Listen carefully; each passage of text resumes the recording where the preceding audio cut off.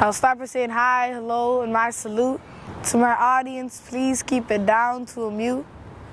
People at the back, I hope I'm pretty loud, and people over there, can you get in the crowd? Listen, I'm not here to be lying, spitting. I'm going to tell you the truth, and that's my real mission. And if you don't want to hear it, it's all right, you're forgiven. See, I used to be 7, and last year I was 11. And I'm hoping that with increasing age, ears that actually listen surround me as I stand on stage.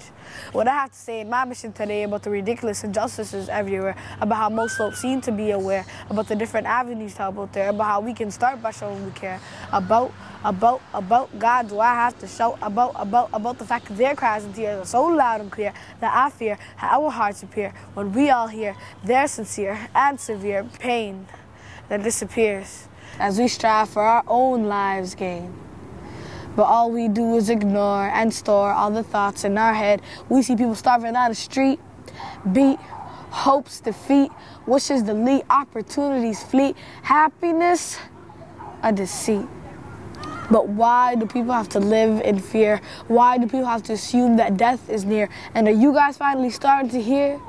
Remember, last year I was 11, and I'm not 7. So I hope you understand why we stand here today and bow down to pray. Some people go on their knees and ask God, please may you relieve all the pain in my heart.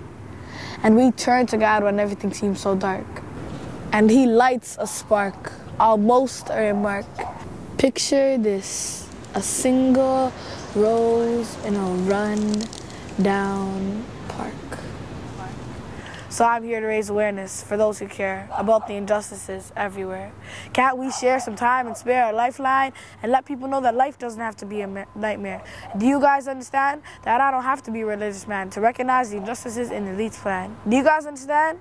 Yes? Then why is life still such a mess? Why do people still have to live in stress? It's like when you're playing chess. Your strategy determines if you are the best. And my strategy is to reach out to anyone's hand, at least letting them know that I'm willing to understand. What's yours? Don't let me be this single rose in this run-down park.